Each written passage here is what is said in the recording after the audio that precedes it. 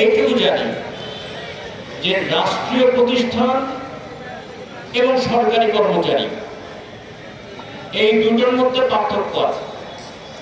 রাষ্ট্রীয় প্রতিষ্ঠান কিন্তু স্থায়ী, সরকার আসে সরকার যায়, সরকার নিজের মতো করে অনেক কাজ করে।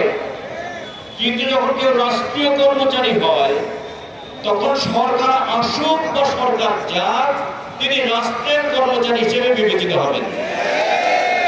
ফলে আপনারা মাঝে মাঝে যে সরকারি কর্মচারী বলেন, এটা বলতে বলতে অভ্যাস হয়ে গেছে। কেউ বলবেন বিএনপি সরকারের কর্মচারী, কেউ বলবেন আওয়ামী লীগ সরকারের কর্মচারী, কেউ বলবেন বাসদের সরকারের কর্মচারী। এইরকম আপনাদের পরিচয় নয়, আপনাদের পরিচয় আপনারা রাষ্ট্রীয় কর্মচারী।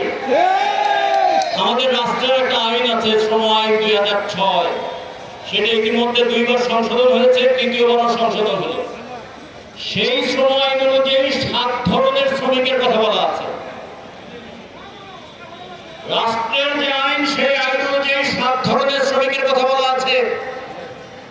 শিক্ষাধীন শ্রমিক, বদলি শ্রমিক, সাময়িক শ্রমিক, অস্থায়ী শ্রমিক, শিক্ষানবিশ শ্রমিক, স্থায়ী শ্রমিক এবং মৌসুমী শ্রমিক। কোথাও দৈনিক ভিত্তিক শ্রমিকের কথা বলা আছে? তাহলে আপনাদের কথা বলা ছিল অস্থায়ী শ্রমিক, আপনাদেরকে উল্লেখ করা দরকার ছিল। এই যে আইন বহির্ভূতভাবে আপনাদেরকে দিনের পর দিন খাটানো হচ্ছে, সবার আগে তো আমরা রাষ্ট্রকে অভিযুক্ত করব, তুমি তোমার আইন মানো নাই। কেন মানে না? আর অস্থায়ী শ্রমিক হিসেবে নিয়োগ দিলে আইন অনুযায়ী 3 মাস পর তার চাকরিটা স্থায়ী করতে হয়। যদি 3 মাসের মধ্যে তার যোগ্যতা প্রমাণিত না হয়, তাহলে আর 3 মাস বর্ধিত করে 6 মাসের মধ্যে তাকে নিয়োগ দিতে হবে। যদি কোনো প্রতিষ্ঠান সেই নিয়োগ না দেয়, তাহলে অটোমেটিক্যালি সে স্থায়ী শ্রমিক হিসেবে বিবেচিত হবে। এই জায়গায় ফাঁকি দেওয়ার জন্য কিন্তু আপনাদের নামটা করা হয়েছে দৈনিক মজুরি। আমরা তখন ব্যঙ্গ করে বলতাম, আপনাদেরকে বলা হয় কি কানা মনা। কানা মনে মানে কাজ নাই তো মজুরি নাই, কানা মনা। আমরা বলছিলাম কাজ করব মজুরি পাবো না, এই ধরনের অন্যায় কখনো হতে পারে না। যে কারণে এখনো আপনারা যারা বলেন কাজ করব বেতন পাবো, আর কিছু চাই না, 30 দিন কাজে 22 দিন বেতন, এই ধাপ্পা মানি না। কাজ করবো 30 দিন, বেতন পাবো 22 দিন, এই ধাপ্পাবাজি আর কতদিন চলবে? আমরা সরকারি প্রজ্ঞাপনে দেখলাম উপজেলা পর্যায়ে এই সমস্ত দৈনিক মজুরিদের জন্য মজুরি নির্ধারণ করা হয়েছে দৈনিক 700 টাকা। আর বড় সিটি কর্পোরেশন ঢাকা, চট্টগ্রাম, এই সমস্ত জায়গায় সিটি কর্পোরেশনের মজুরি নির্ধারণ করা হয়েছে 800 টাকা। আচ্ছা, যদি 700 টাকাই ধরি, কমটাই যদি ধরি, তাহলে প্রতি মাসে 8 দিনের মজুরি আপনাদেরকে ফাঁকি দেওয়া হচ্ছে। প্রতি মাসে আপনাদেরকে কাজ করিয়ে 5600 টাকা কম দেওয়া হচ্ছে। তাতে করে বছরে একজন শ্রমিককে কম দেওয়া হচ্ছে ৬৭,২০০ টাকা।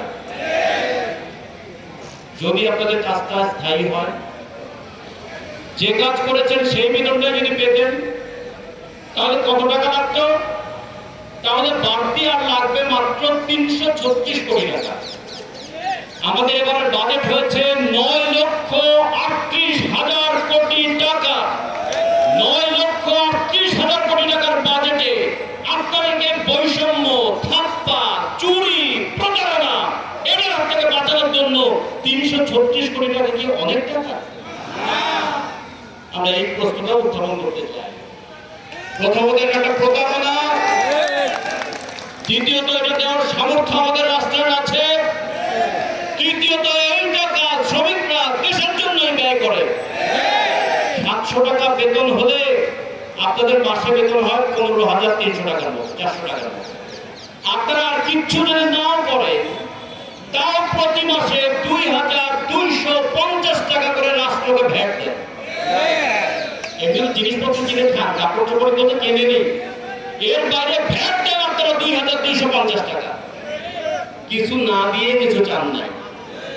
শ্রম দিয়েছেন, মজুরি পেয়েছেন, মজুরি পেয়ে রাষ্ট্রকে তাহলে আপনারা তো দিচ্ছেন, পাবেন না কেন? এই প্রশ্নটাই আপনাদের পক্ষ থেকে আমরা উত্থাপন করতে চাই। এটা কোনো অন্যায় দাবি নয়, এটা কোনো অসম্ভব দাবি নয়, এবং এটা হচ্ছে একটা ন্যায্য দাবি। সেই ন্যায্য দাবিটাকে কিভাবে অন্যায্যভাবে আপনাদের সঙ্গে প্রতারণা করা হয়েছে ছোট্ট একটা